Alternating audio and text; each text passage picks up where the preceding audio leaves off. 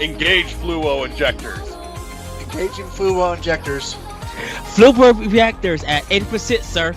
Fluo containment field is destabilizing. Emergency fluo containment protocols now. All hands brace for impact. Brace for impact in 3, 2, 1.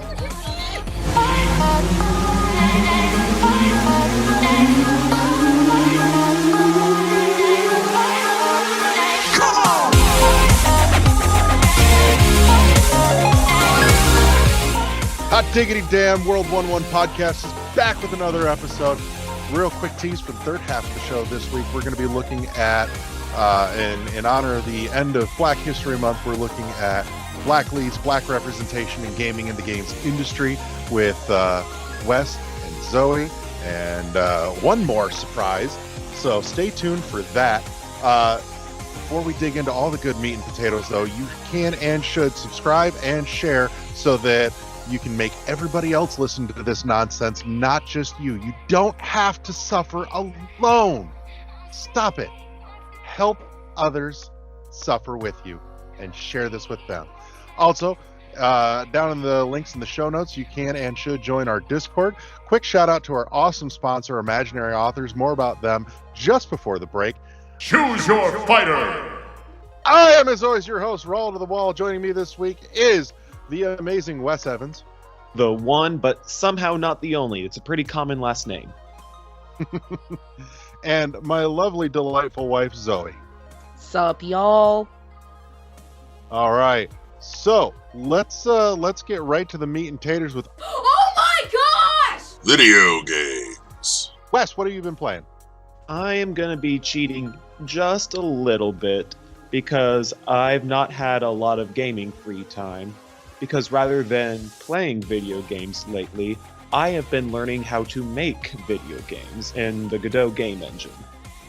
Okay. What are we working on? Tell us about it. So I've Can we play it? I've been doing mostly guided projects. I sent one video in the group chat. Obviously, listeners won't be aware of that. It was just a simple little maze game. Right now, I'm working on a 2D shooter, Galaga style. Nothing too complex yet, just kind of learning the ins and outs of the engine. Coding is a lot easier than I thought it was going to be. My background in coding is primarily in Python, which, if you know anything about programming, you know is not the kind of thing you want to do for a video game because it is probably the slowest language that's popular right now. But Godot has its own, I don't know if proprietary is the right word because it's free and open source, but it has its own unique language called GD script, which is actually inspired by Python. And so if you're going into it, the only real difference is some basic syntax here and there. Any coding nerds who happen to listen to us, you know, all one of them. For example, like the only real major difference I've been able to find, well, one, everything has to be in a declared function, so that's one thing. Two, to define a function, it's func instead of def for define. So that's about it. That's about the differences that I found Go so far. I'm just curious on the subject, have you checked out Mark Brown's, developing series? Not him. I've been following...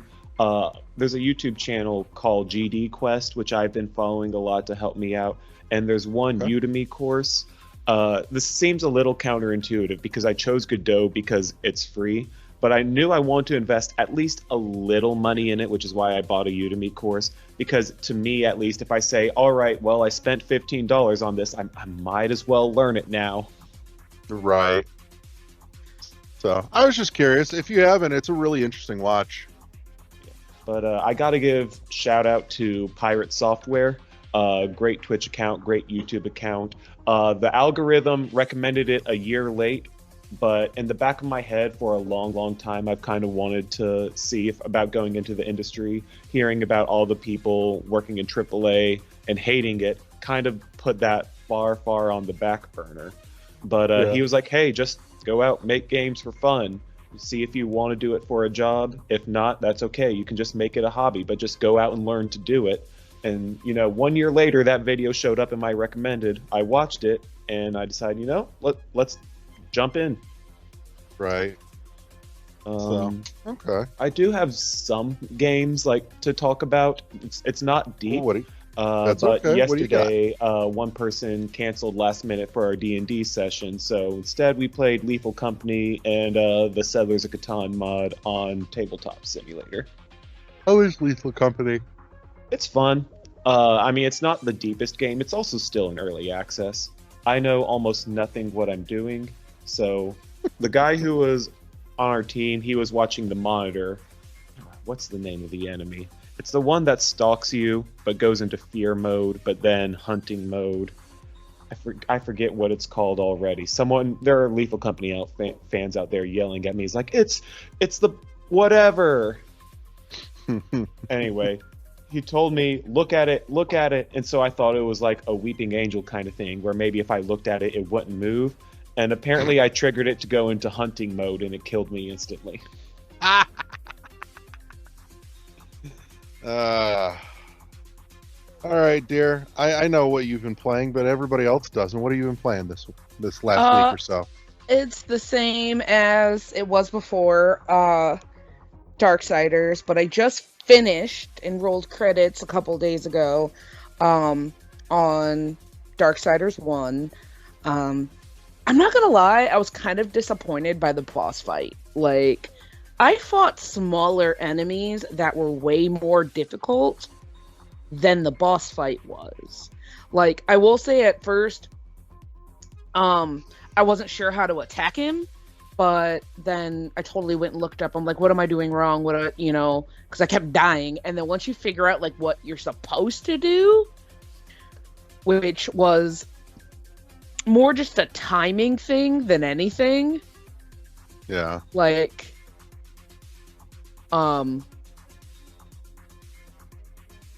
It's easy after that, once you understand that. And I'm just that was a lot easier than I thought it was gonna be. And so a little anticlimactic. Okay. But it was still a good game. I enjoyed the story. I'm looking forward to getting into the second ones, because this one ends with the rest of the fucking horsemen coming down. And so I'm interested to see where it goes next, because I know you only get to play as... who do you play next? Death? Death is in Darksiders 2, yeah. And I'm just but I know you're only playing as Death, so I'm just where's the other horseman? This one I understood why you're just playing the one, but I'm the end of the game drops the other three, so I'm just Well, you see them inbound. You don't necessarily see them all landing the same place either. No, but I'm just curious what they're going to do, because you're by yourself. I'm just curious where the story goes from here, basically. Right. It feels like they hyped it up to where you're going to play as not war, because war was in the first one, but famine, pestilence, and death, and you're just playing as Death, basically. Am I understanding that right? It's not that I think I'm going to play all three. It's more as far as I know, you don't really get to interact with the other ones. And so part of me is just well, if they're all there, do you have to go find them because you didn't land in the same space? And granted, these games came out forever ago. I could easily go look it up, but I don't want to, because this is my first time playing through it. And so I just want to know what the hell's going on. And so that's just where my brain is now that I have rolled credits on number 1. And the only thing I know about number 2 is that you play as the one horseman. So yeah, you don't want to ruin the fun. Right, so I'm just curious on what the story's going to be about why you're only playing the one. Right. And then I know the third one, you jump to another one. So I'm just what's the story they got going that you're really kind of only interacting with one of the horsemen at a time. Yeah. Okay. Anything else on your list this week? For me, to play, no, just probably I might go back and watching you play it. Yes, it hurt my head, but like everything in me kind of just wants to fucking play it because nostalgia. But the Master Chief Collection, going back and playing number 1 just because. But I do agree with you. While we were playing it, I'm just like, the gameplay in that game is abysmal. Like, there's no direction for where the fuck you need to go. Everything looks the same. It's got problems, and it definitely shows its age. But there's something to be said for nostalgia. So either that or going and playing Gears 1 by myself, because I know that that's not really your bag. But I never played the other Gears of War games. I mean, I took a fair swing at Gears 1 with you, and it just... I couldn't get there. I tried, but... When I was in high school, my group of friends, we were more Gears fans than we were Halo fans. So I know Halo's the Xbox franchise has survived the longest, partially because, it's the one that got shown the most love outside the 360. But it's not just that, but, Halo started first. It had a longer running start before Gears came along. We were 2 installments deep, bare minimum, before Gears started. That's true. But I'd also argue that, a 2-game head start would not necessarily equate the dominance Halo's had over Gears if Microsoft had shown Gears the same love going into the Xbox One and Series X that they showed Halo. Although it's arguable that that love is declining for Halo. Yeah, Infinite or 5 and Infinite didn't do it any favors. Definitely not. But that's a thing. I will slightly disagree on the gameplay of Halo 1 being bad. I'll say the level design has not aged well, but I'd say all the shooting mechanics have. Okay, that's what I meant. I did not have the shooting mechanics are fine, but Jesus Christ, if you get in a fucking vehicle, you may as well just throw your controller out the window. Yeah, Halo 1's vehicles were rough.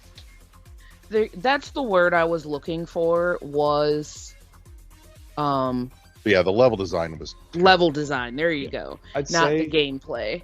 The Anniversary Edition helps it a little bit, but it also has a problem where, in my opinion, it also makes the screen feel too busy at times, like they overcorrected. Now it could just be I didn't because get that feel, but that's me. It could just be because I didn't grow up with the original Xbox, but the 360. I still prefer the Anniversary Edition's look, but I absolutely see why people who grew up with the original do not. Yeah. So, I mean, like I said, I think the Anniversary Edition is still an improvement in a lot of departments, but when the foundation that it's built on is not great, you're still gonna have fucking problems. So now that said, I'll jump in here with what I've been playing, because we're kind of leading into that anyways. Is I rolled credits playing through the Anniversary Edition of Halo 1, and I still stand by the fact that Halo 1 is a trash game. Like was just discussed, the level design is fucking awful. The moment you get into a vehicle, like I said, I just wanted to fucking hurl my controller out, through a wall. But the story's okay. The Anniversary Edition takes the story from like a 7 to a 7.5 with the addition of like the terminals that have the little flashback scene things going on. Those are kind of fucking neat, but they're very, spread out, not enough to make a real significant impact in the storytelling. But it's there. It adds a little more context, a little more flavor, and I appreciated that. Other than that, I mean, if it wasn't for the fact that it was a 3-way conflict, and one of the two, one of those parties didn't even know about it, the other one, that's the big thing that takes it from being a completely bullshit average story to at least having something of interest or substance there. But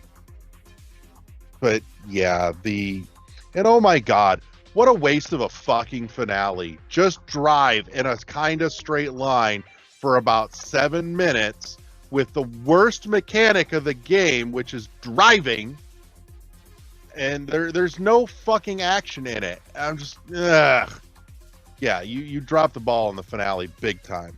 That said, we fired up Halo 2 Anniversary Edition, Zoe and I, and we started playing through that campaign co-op. And my God, as much as the Anniversary Edition of Halo 1 got a big visual and minor audio overhaul, 2 was just leaps and bounds. Like, good God, you couldn't have gone back and done that for the first. I mean, granted, you can't fix the story, or at this point, apparently the fucking mechanics that needed fixing. But still, Well, this was, it was so much better. I think part of the reason why the visual overhaul wasn't nearly as significant is because there was one console generation between the original Halo and Halo Anniversary, but there were 2 console generations between Halo 2 and Halo 2 Anniversary, because Halo 1 Anniversary was originally released on the 360. Halo 2 came out for the Xbox One, or the Anniversary. No, version. the first Halo Anniversary wasn't 360. Yes, it was. That was part of the... Are you sure? I swear that was part of the 100%. Master Chief Collection. 100%. It came out in 2011. Okay. I'm telling you, it's backwards in my head, but that's okay. So, but yeah, 2 has been much more enjoyable. I also like the fact that with 2 you can do the whole insta swap between the original and the Anniversary Edition thing, but you can also do it in the middle of the cutscenes. Oh yeah. And Jesus, what a huge fucking difference in the audio. The audio got such an enormous overhaul from the original to the Anniversary in 2. Yeah, no, we were playing the one part where, you're the Arbiter and you're like flying in freaking Banshees, and it's got this like hard rock like music going, and then you switch to the old one and it's damn near silent. I'm like, how boring that's got to be, considering you're not even doing something the entirety of while you're flying this Banshee. And so the music, just kind of fills up some of the dead time, because like if you're not actively shooting, you're kind of just chilling and like rocking out to this song until something else shows up. And so I'm just like, I don't know what they were thinking originally when they did 2, but like they were just fucking up with the music. Yeah. Speaking of Arbiter, can we all agree Keith David is daddy? Sweet Jesus.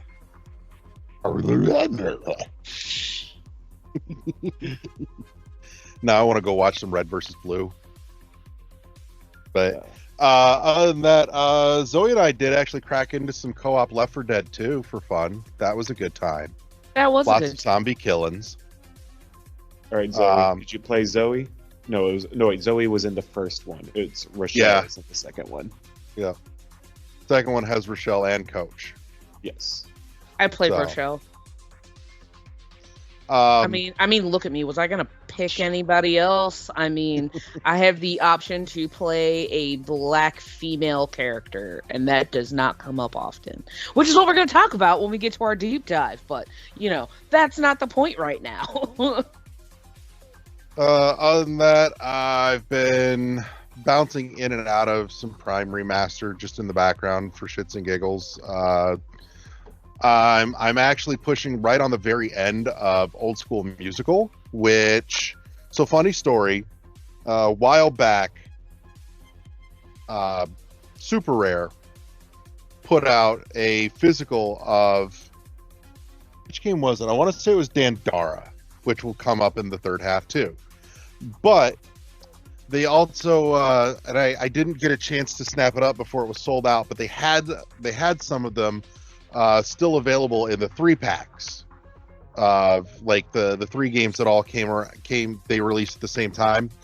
And so I bought the 3-pack, and then LeGru bought the other 2 off me because I didn't have any particular interest in them. And one of the other 2 was actually Old School Musical. And I looked at Old School Musical originally when I was looking at it. I'm like, yeah, this does nothing for me. Jesus Christ, fix your marketing, because the game's great. And I'm kicking myself now for not having held the physical for Old School Musical as well. But I caught it on sale on the eShop for like $3. And so I snapped it up, and I've been plotting my way through that. And like I said, I'm actually right at the very end of it, and it's funny as hell. It's like if Weird Al made a video game parody rhythm game. Like all the worlds, all the stages are spoofs and parodies of other video games, most of them very old school. Like one of them was Iron Snail. It's a spoof of fucking Metal Slug. There's Wind of the Savage instead of Breath of the Wild. Yeah, all kinds of goofy shit like that. The music, which is obviously going to be the focal point here, is you can pick up the hints of the themes of the games that they're spoofing and parodying. Jesus Christ, that's an awful word. It is. Like 1,000% it is. But the music is great. It's a great time. It's all chiptune-y goodness. Well worth checking out if you find it on a sale or even at full price. It's not bad. I do think it's maybe just a touch expensive at full price for what's there, but not by much. It's a reasonably decent sized game for a rhythm game, and God bless, the story is actually pretty decent, but more importantly, it's fucking hilarious. The writing is great. And let me tell you, it stands on a very short list of rhythm games with great story stuff happening. Like, I would put it up there, not quite to, but close with Just Shapes and Beats in terms of story and writing. Just Shapes and Beats, I think, definitely takes the cake just because, one, they did their entire story with no text, no dialogue. It was all just animation and music, and it was magnificent. But that's a real high bar to clear. But Old School Musical does pretty damn good, and Jesus, I've been laughing my way through it the whole time. And I think another thing that works really well here is that the story doesn't stop for the songs, for the gameplay. Like as you're playing through the songs, there are little bits where the music is still going, but the input stops and it throws you up, some text to move the story forward, because the story is happening while you're playing the songs, and like you can see it all happening in the background, a lot like Bit Trip as the series did. But this one is much easier to follow the action happening on screen in the background while still being able to pay attention enough to play successfully, whereas Bit Trip is so very visually and skill demanding that it's hard to take in both the gameplay and the visual storytelling in the background at the same time. So kudos there. I think I might put Bit Trip over Old School Musical as well, just for the fact though that even though it doesn't get that balance right, the story they are telling is so good and it is so well done and conceptualized that it puts it a tier above, but like just a hair. So, but all three of them are in very close company with each other. It's good company to be in. You should definitely check it out. A little bit of Vampire Survivors here and there, just because it's Vampire Survivors. And I've been playing a terrible fucking mobile phone game, but I keep playing it. I've tapered off. It's not so obsessive at this point. That wore off and everything is slowed down. But I've been playing Lumber Inc. and you can download it and see what the hell I've been up to if you want to. But it's a pretty standard, fair, stock mobile, idle game. We want to squeeze as much money out. Is that a cookie clicker like by any chance, for lack of a better way to describe it? Because there's a game called Egg Inc. that would fall under that, where like you tap or click or whatever, and you get more chickens that can lay eggs for you. kinda. It's basically like running a sawmill factory. So, I will say I've thrown a couple of dollars at it, but nothing like grotesque. The biggest one that actually makes it reasonable is, yeah, you know what though, as terrible as it is, I still enjoy it for whatever godforsaken reason. But I threw the $10 at it to shut the ads off, like completely off. There's another way to make sure you never see ads. It's called not playing that game. You could also just turn off your internet connection too. Then it can't feed you ads. Yeah, but you see, the other way. There were some other perks that came with it, but I'm like, you know what? I can do a bunch of things without having to, be force-fed ads for the perks. I'm like a one-off shot of $10, and I can sit here and enjoy it in peace and quiet without the awful ads. Honestly, it's one of the reasons, and I know it's super popular, and I feel like everyone's playing it, is why I play Monopoly Go.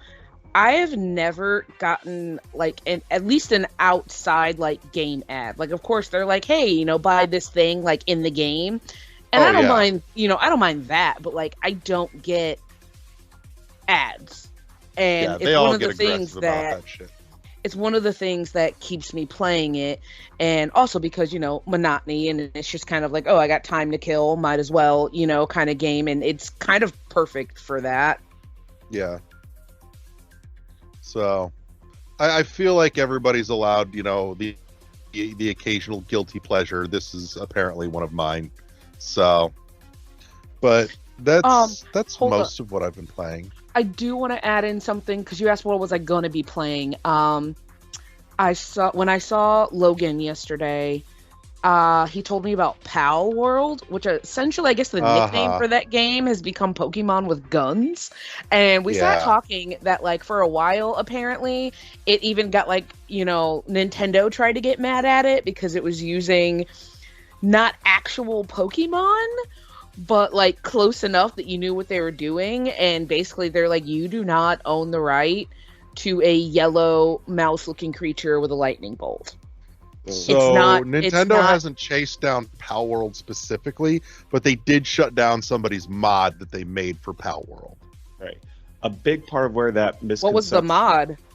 Oh, it was a fucking Pokemon mod. Yeah. Well, yeah. That's what it was. They basically modded it to reskin it with actual Pokemon. A big and part Nintendo of where said no. Another big part of where the misconception that Nintendo was going after them comes from is they did release a public statement that was basically something along the lines of, we are looking into if we need to perform any kind of legal action. And then they've stayed silent ever since. At least on... You can't really do anything just because something looks like something you're doing. I mean, as long as you keep anything that is legal IP, you can't have your, even though, let's say their yellow character doesn't look like Pikachu, but if you've got it going Pika Pika, you can't, you can't argue that. But I'm like, if you don't have a single actual piece of their IP other than characters that look similar, you can't really do anything. Yeah. You can, depending on how some things are made, but that's a whole that's a lot of in the weeds stuff. Right. So I have not been playing it, but Gigi has been playing it, and I've been watching her. It's a lot closer to Arc with Pokemon than it is Pokemon with guns, if that makes any sense.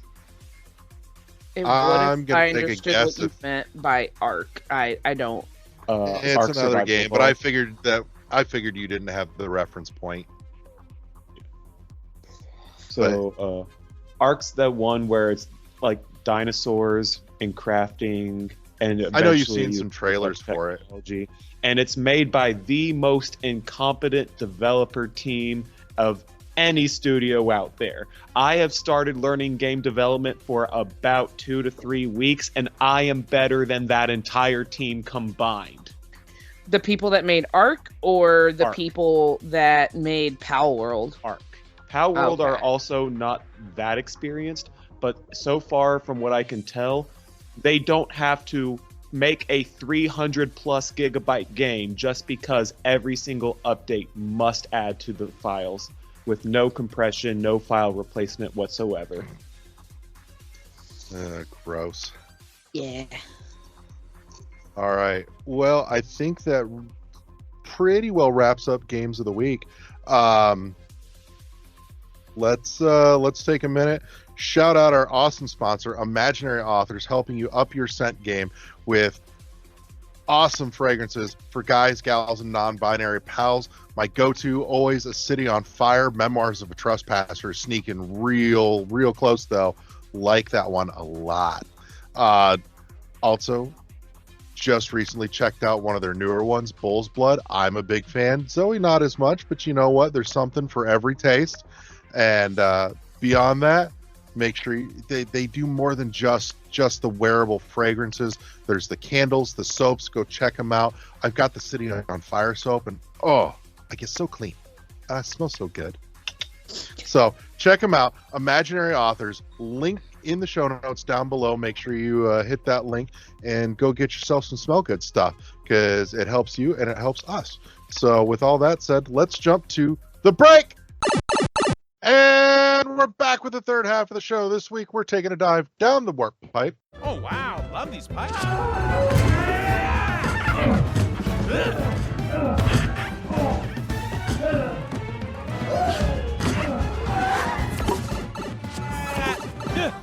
And to cap off Black History Month, which will have just ended yesterday when this goes up, we're looking at Black representation in gaming and the gaming industry.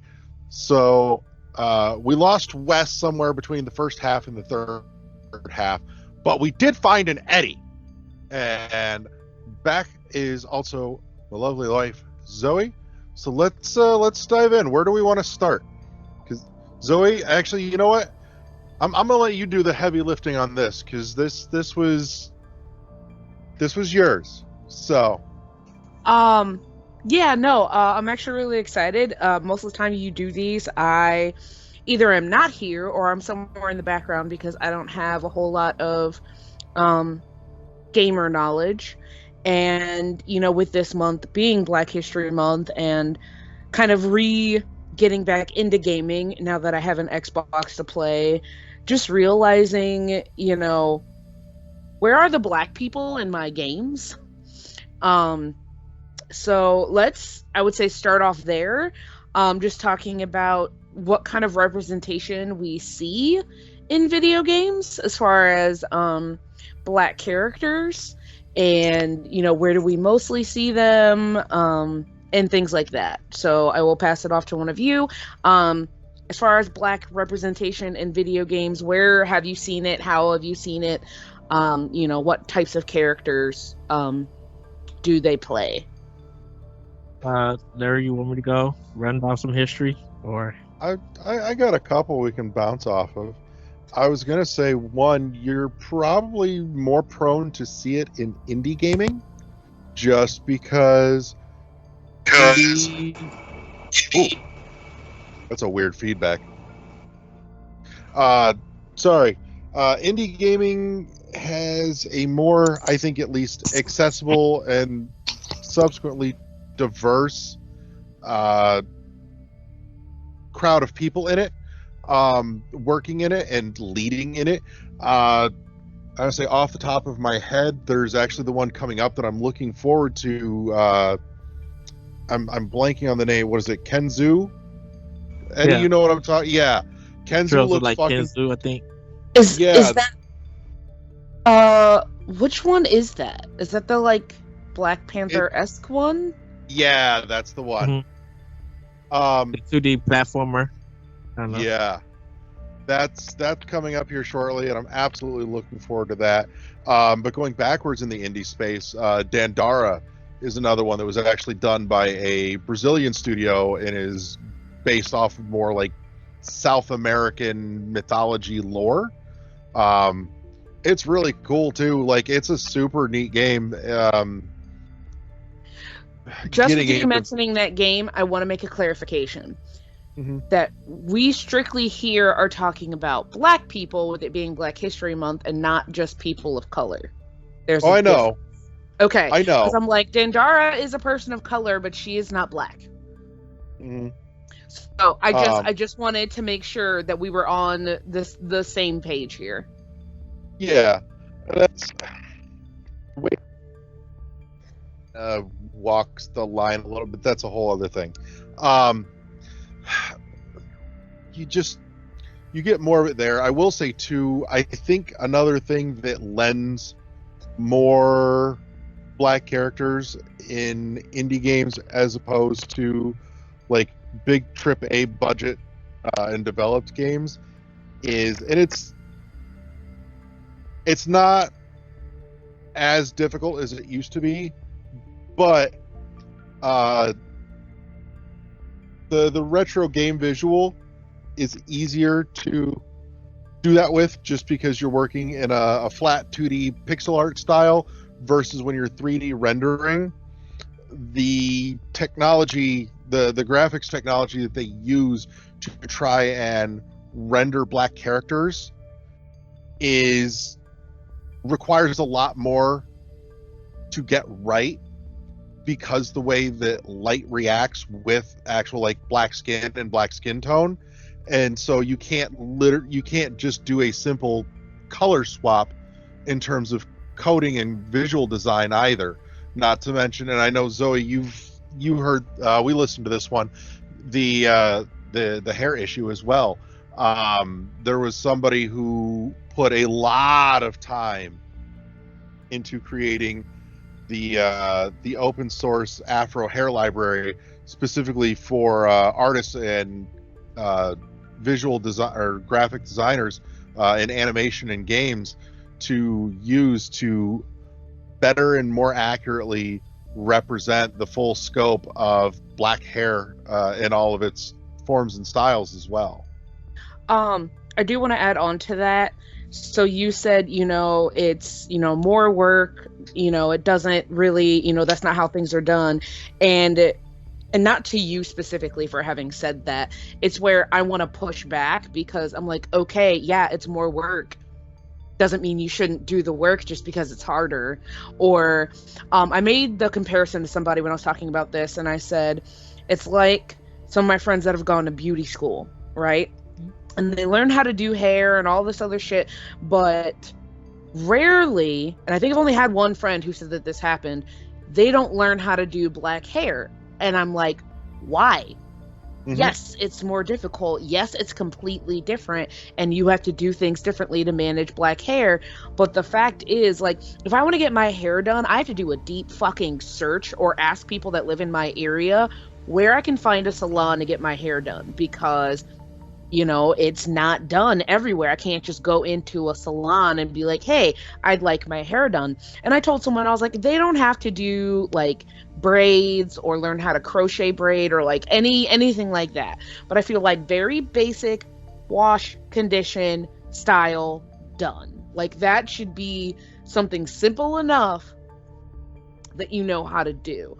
And so with the whole, where technology is, and like part of me is like, I get that, like technology is where it is, but part of me wants to question, what are they doing to fix that? Because yes, technology is difficult and working with that, and the person that we know that put the Afro library together, I'm like, that was a Black person seeing a gap and then filling it. Why is it up to us to make sure we're represented? Like that shouldn't completely fall on us to do. Oh, I'm not saying it does, and I'm not saying it's an excuse. I'm just saying that this is a factual thing, is that one is, it's not a simple case of you can color swap and there's a Black person on the screen without it being like incredibly wrong compared to anybody else that's being portrayed on the screen or generated in a digital space,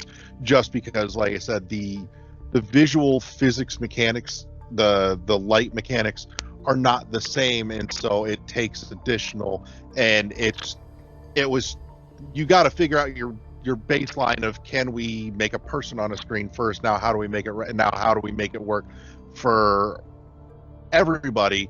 And so it's a step-by-step process. It's why if you look at like old Pixar movies, no people of color, they couldn't work it out. I know. That's like my response going was further not... back. It's why like Toy Story really didn't even have people in it, because the difference between getting the lighting physics right against an inanimate object, aka toys, compared to getting it right with like actual human tone skin, wasn't even there yet. So it's just you kind of worked your way I don't up want you to think that my response was to you in general. It was just me adding in my thought, and I completely understand that. Like, technology is technology, but I think my like more to the point thing with that is kind of a problem in and of itself, which is society so much is developed with like white people in mind and making sure things are there for white people. Like a lot of stuff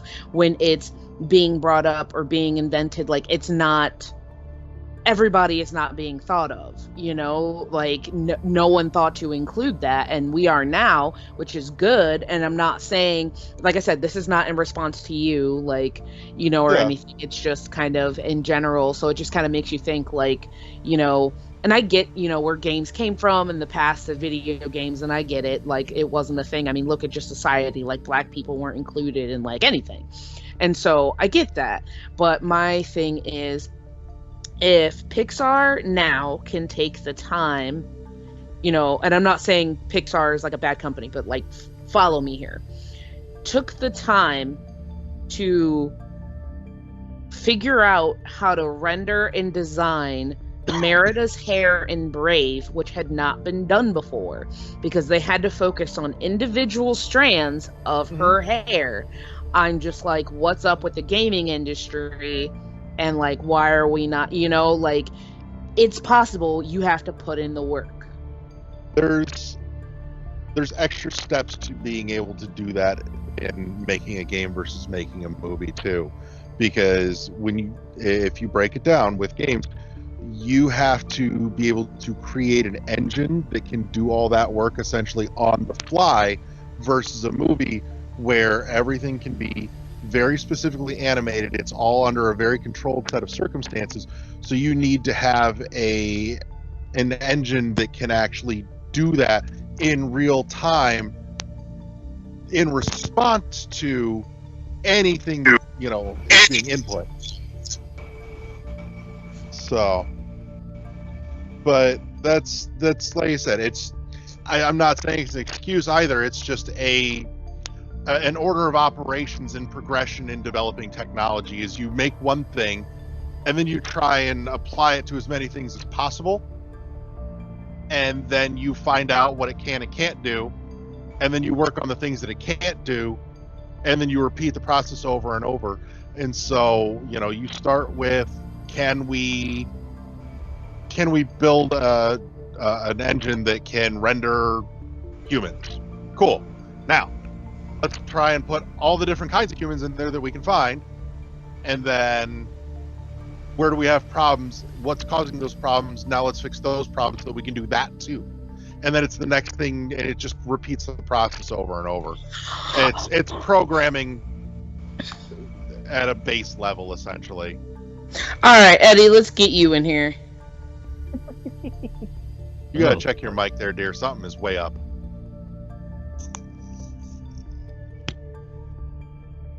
But okay. Eddie, go. So, I think we got to look at the history of black characters in games. One of the most well-known, recognizable black character was Mike Tyson Punch Out. That was the only black character Nintendo actually had until Ken Griffey Jr. for Super Nintendo. When it came to the Sega Master System and everything, Double Dragon was a big one, but black characters in there were the enemies. Sega didn't get a black character until Streets of Rage for the Sega Genesis, which was Adam Hunter. And then the Sega CD happened, and you had Night Trap, where the commander was black. And I think they had the Star Wars games. I think Billy D. Williams was in something. Was he? And stuff. I think he was, but when it came to like black characters in games, I'm not even including females, because there really wasn't no female representation of characters in a lot of games and stuff. For like a black character, Final Fight from Capcom was one, but most of their characters were a mixed race in there. So it didn't really, representation of black characters didn't really become something literally until almost 2010, until the indie scene really hit, because black characters weren't seen as main characters. They were seen as side characters or enemies in it. So if you look at it, characters like Barlow, you know, he wasn't in Street Fighter 1, he was only in Street Fighter 2, and they didn't get another black character to Street Fighter 3 Third Strike. I was gonna say Street Fighter had a handful, because like you said, Balrog, DJ. Well, yeah, DJ. Yeah, I forgot about DJ, because that's Super Street Fighter. But they didn't get like a black female character then to like Street Fighter 3 stuff. And it's kind of amazing to see, because of course, Gears of War, you have I believe Dom is the name. Yes, and I believe Dom is, as far as I know, I think he's mixed, but I think he's like black and Hispanic. I think. Yeah. No, Coltrane. I'm sorry. Cole was the black one in the game. And then DJ in Gears 4 and 5 was another black character. But like, if we really wanted black representation and black characters, you had to get like a sports game, like a license game. I was just gonna say Bo Jackson, Tecmo Super Bowl. Right. Or you literally had to get a wrestling game or something with a customize your own character. Because that was the only black representation that you were going to get in the games. Of course, we have Barrett in Final Fantasy VII, but you don't get to play him. You still play as Cloud. And I know you mentioned earlier, like with retro games coming, who made them? Definitely in Japan. I'm saying retro style indie games. Well, I'm just thinking retro games in general, back in the past, because a lot of our games come from Japan. You know, and a lot of Americans, if they were making the games, they were all on PC, and you didn't see any black representation on there. It really didn't take, like I said, to 2010 for us to even get black representation. You want a black female lead? Alan Wake 2 is probably the most recognizable one. Like, what other female black lead do you play in this? You could say Resident Evil 5 with what's her name? On it, I have to look it up. But that's like the only other person. You didn't really get that many characters and stuff. Like Prey was a Native American. Prototype 2, the lead was a black black. man. Yeah. Spawn, but he's a licensed character and everything. Like it's kind of hard to talk about black representation. Mafia with CJ, I think that's his name, or I have to look up Mafia 3. And that was a game based on Italians. You know, we were like literally seen as a certain stereotype. Rockstar made their money off of Grand Theft Auto San Andreas. I was gonna say, I was like Grand Theft Auto, and I was just like, yeah, I'm not surprised that a lead of Grand Theft Auto is black. Like, it just sadly, you know, fits the stereotype. So right, and that was developed by a majority white team. You know, even though they did go to Compton to get pictures and study the art form so they could represent it right, but we didn't really get anything like that. But The Suffering has a male black lead and stuff for like a survival horror game. We didn't, you know, we got stuff here and there, and that was experimental. We didn't get anything that was actually mainline or you know, portray black people in a good light and stuff. Yeah, there are different protagonists, black characters, but we don't have the Hellblade Suena Sacrifice, or we don't have the Detroit Become Human. I should say that because that character is also black. But we don't have that kind of narrative storytelling about black characters and things that they go through. We don't have anything of that. The most recent that I can even think of would be the Miles Morales game that came out, and you know, it was such a big deal, and part of me feels like if the movies hadn't even gone well, like that wouldn't be a thing. And it's actually kind of funny that one of my kids for Black History Month, I had them do a like research paper, and it had to be, you know, a person or something that like, you know, affected the black community, and one of them picked Miles Morales showing up.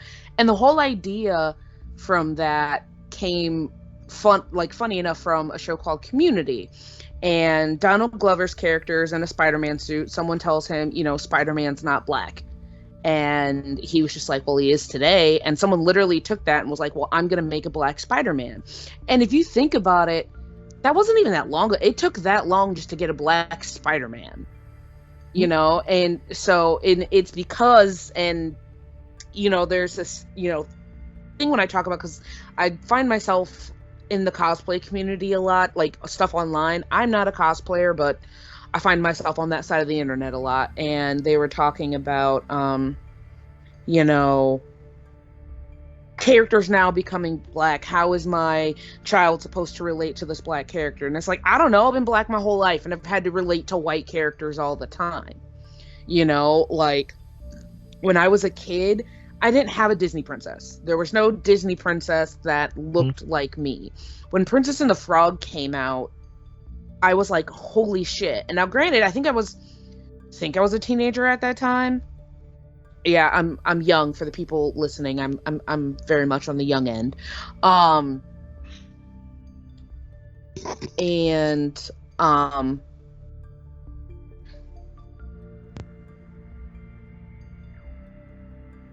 on the younger end, and so yeah, when that came out, I was like, oh my god, I could see myself, you know, and I wish I had it as a kid, because, you know, when you're that old, you can't really go find costumes and shit for yourself, but like, I wish I could have dressed up like a princess. I couldn't be anything. I remember going to the store with, you know, my dad looking for Barbies, and it took a while just to get a black Barbie. Like, it was insane. And it's amazing that, like you said, like up until like the 2010s, I'm like, it's taking this long, and I'm just like, fuck, it's 2024. Like, I want to see a fucking black Master Chief, like, not necessarily in that franchise, but I want a character that's that big and they're black, because we got black people playing characters. Like, I think at least twice now, the voice of Kratos has been a black guy. Christopher Judge. So you had Captain Keyes in Halo. I do like that, at least on the show, Captain Keyes is black, and I'm like, ha!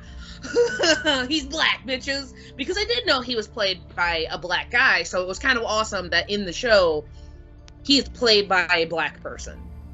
But, you know, and so also, like what Eddie was saying, you know, black people have been side characters or an option that you could play, but rarely like the main person. Like, we were playing Left 4 Dead, and fuck, there are two black characters that are in there, but I'm like, it's also first person, so it's not like you really get to see your character or like walking around, which goes back to kind of like the whole technology part of it a little bit, because you don't really have to focus on that a whole lot when you don't see the character. And it doesn't matter if you see the other character down the hallway, like, it's kind of whatever at that point. And the game is like, it's dark in areas, so you can kind of fudge lighting a little bit.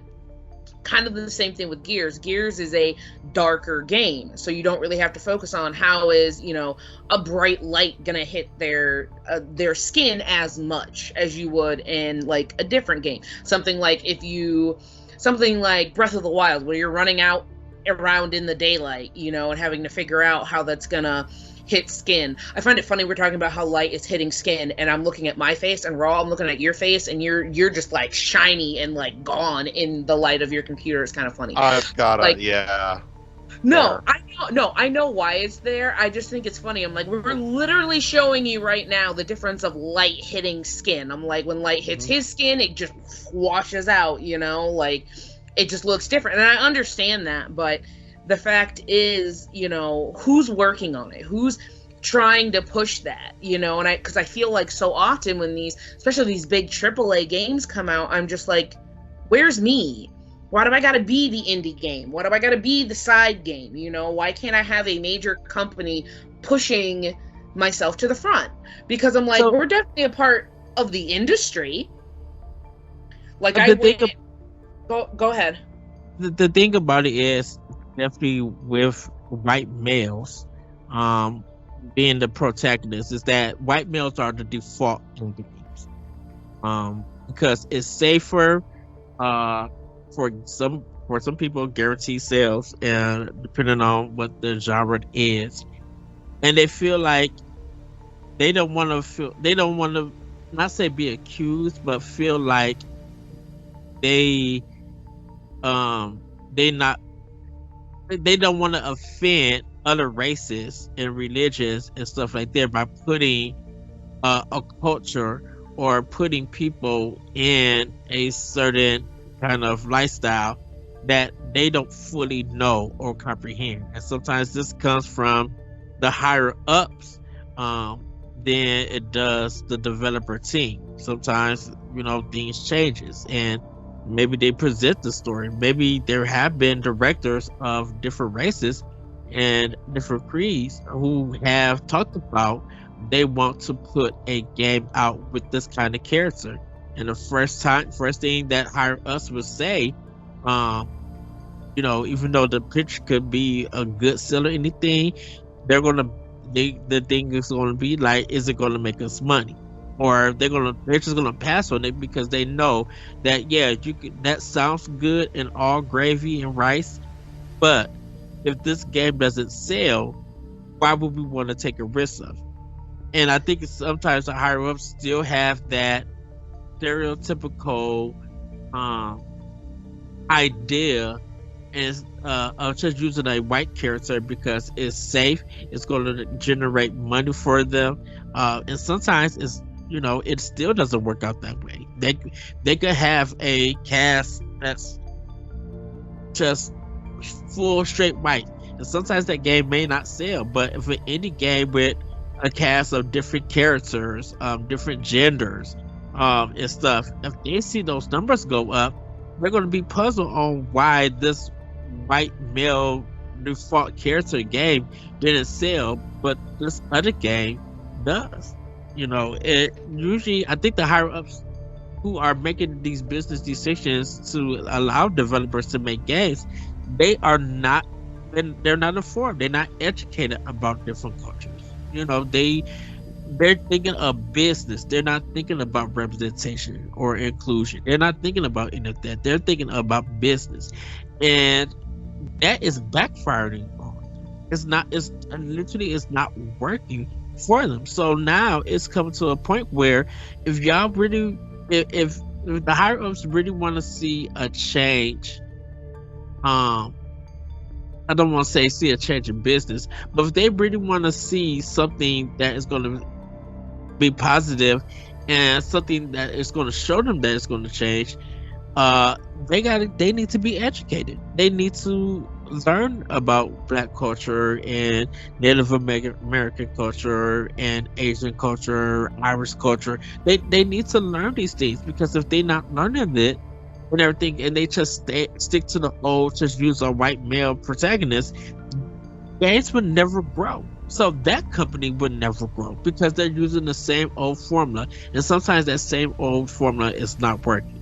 You can say whatever you want to say about Nintendo with their formulas and stuff, but they have a history of games, and their stuff has changed in a sense.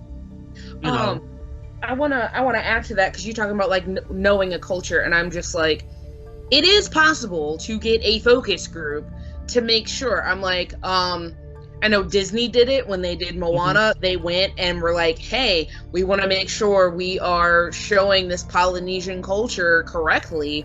How can we do that? You know?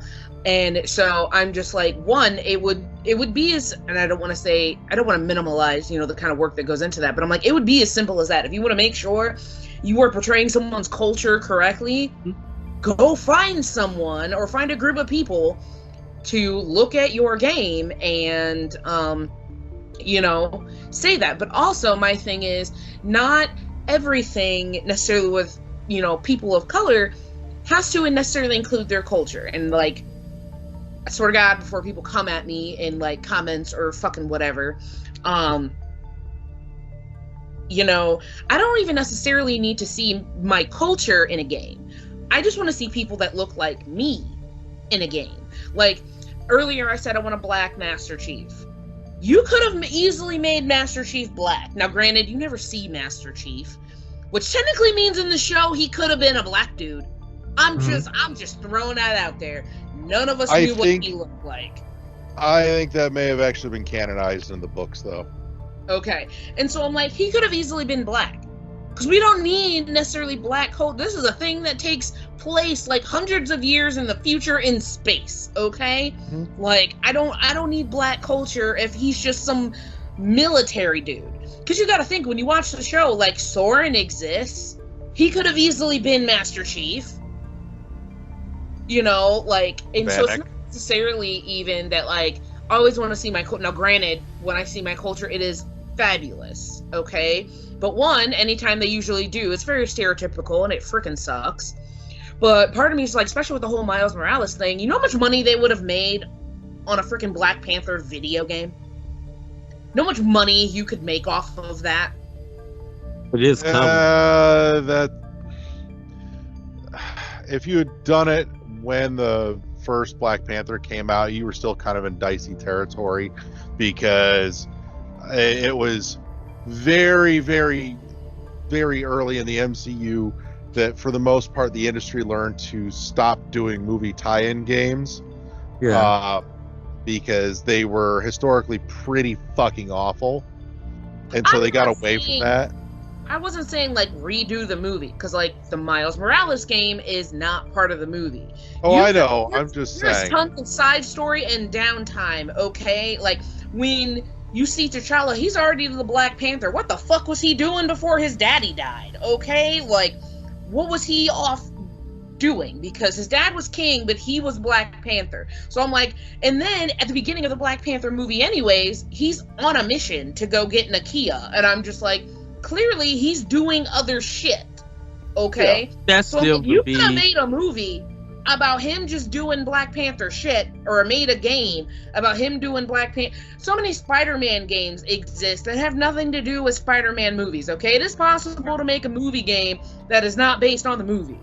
The thing about it is that it becomes the time of the release, you know, and definitely depending on the people who hold the license, like Marvel and stuff, they would actually tell the developer, because they have the right of the control, and tell the developer, okay, we want whatever movie that you're working is, I want it to be, if we're going to give you this property and stuff, we want it to be connected in some way close to the movie, because we know that if we could get the movie out and the game out, we know that that's good merchandising, and good money for us, and everything. Because I'm like, even though we were talking about Miles Morales, Spider-Man has had a ton of games before he had a lot of the movies, and the qualities of those games are hit and miss. You know, the only reason why we got a Miles Morales is because Insomniac did it. Activision had tons of times to do a Miles Morales because Miles Morales, his comic books were already out before Insomniac even got it, but it wasn't a thing for Activision. You know, it took Insomniac, and when Marvel and Insomniac and Sony seeing the numbers and the fan base and how the quality came out, that's when, you know, we started seeing Marvel trust more with Insomniac to do a Miles Morales game. Marvel had tons of times to have Activision do it because Activision had the license for a long time, but the quality of those games weren't turning out the way that they hoped for. Even Nintendo, when they had Ultimate Alliance 3, Marvel could have gave Nintendo Miles Morales, but because it was different Marvel characters, they were just like, to stick with Spider-Man. No, sometimes Marvel gets to make those decisions for the developers. Mm-hmm.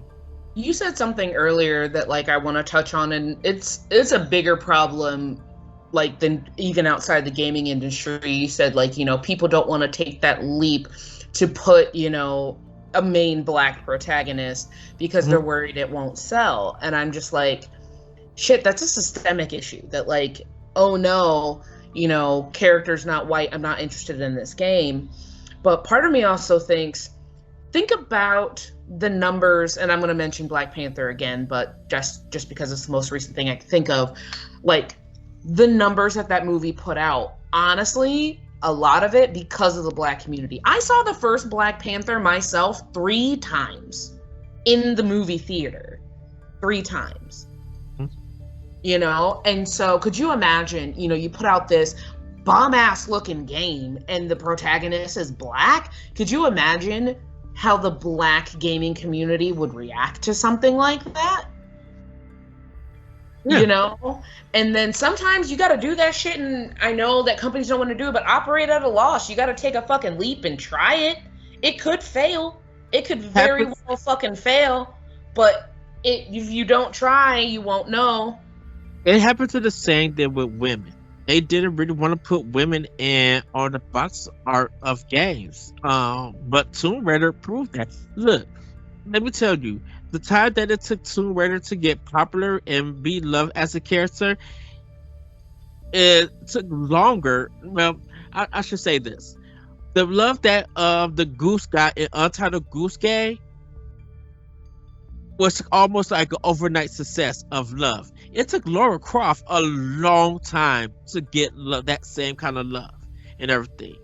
Like if you look at Tomb Raider Remaster and you see a lot of people reactions to it, they're loving their game. They love Lara Croft, but it took her a long time to get that kind of acceptance and everything. People trusted a goose over a fake goose over a fake female character, I can say.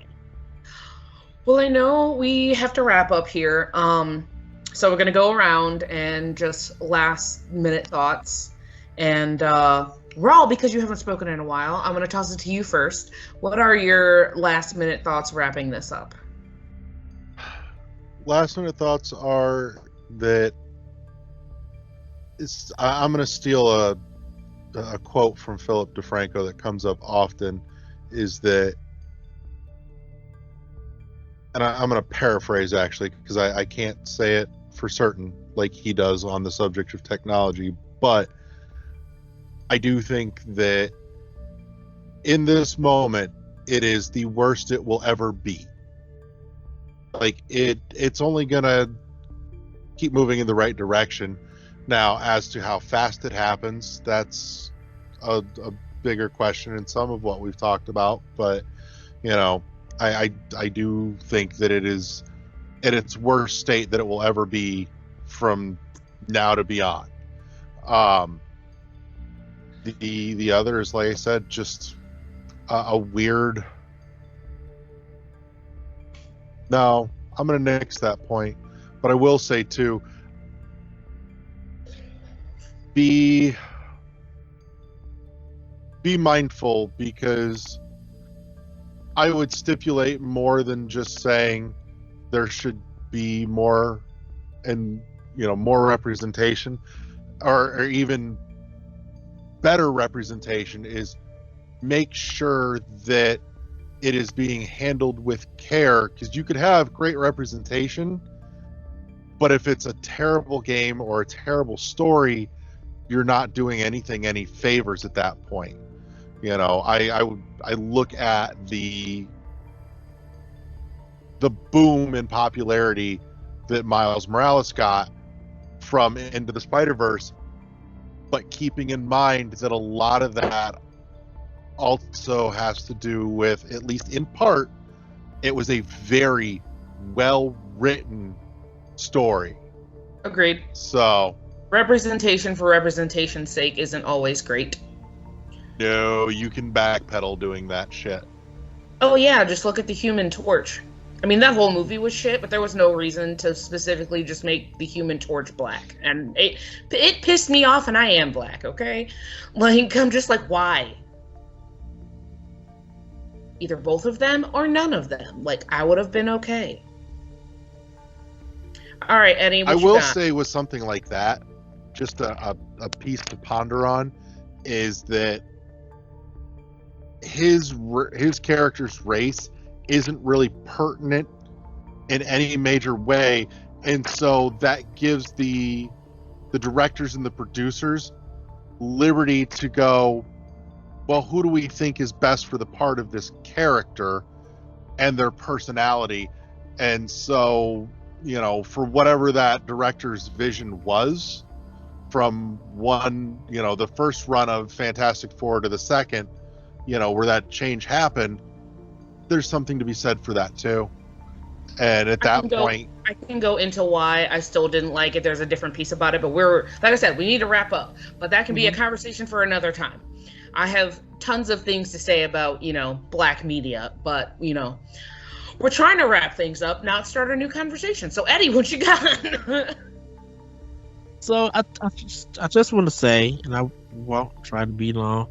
Go look up the developers and go look up the teams who have made games with black characters in it. Like, go look up the team who made Mafia 3. Go look at even some of these indie games. The Endless Runner one with the one black developer.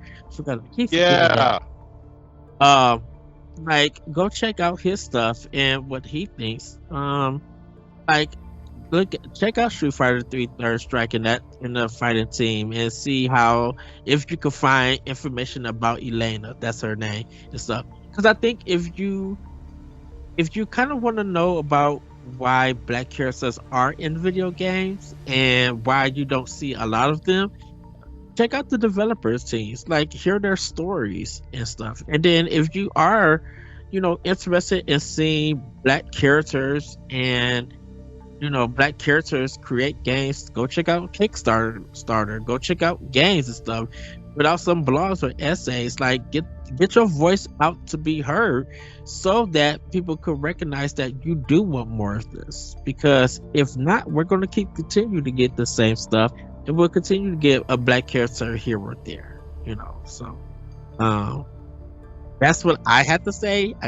Happy No, it was good. February. Black History Month.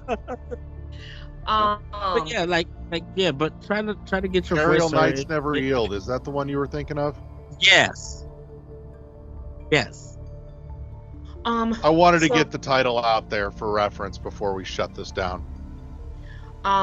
So where I'm gonna leave off is basically, honestly, if I could, speak to the people, running these game companies, I get that doing this might mean a fail, like Eddie was saying, it happened with Lara Croft, but that didn't stop them from continuing to push Lara Croft until eventually people loved her. I don't know if that love came after Angelina Jolie became Lara Croft. I don't know. No, But, it was there before, which is why that movie happened the way it did. Okay. But the only way for things to change is for people to decide that they're going to change it, to do it. You know, because much like I do agree with you, Eddie, yes, people need to get their voices out there, but ultimately it's going to be whoever runs these companies that make that decision, and they need to take that risk, make that leap. Don't get me wrong, I know companies don't want to lose money, but, you know, it could pay off in the long run. It may not pay off right now, but, you know, gotta think long term. And so I just want them, you know, gotta take a leap of faith. There you go. Miles Morales quote for you. It's a leap of faith. All right. So, I don't normally do the sign off, and I don't know if you want to add anything, Ross. I know the sign off happened with you. You go ahead and sign us off there, man. All right, so quick thank you to our awesome sponsor, Imaginary Authors. Thank you to Eddie and Zoe for joining for this week, and thank you to everyone that tuned in and listened. Make sure just, you know, once again, subscribe and share. Share is the most important part, because even if you hate listening to us, you can make somebody else listen to us so you don't have to suffer alone. And that's important. That's how trauma bonding happens, kids.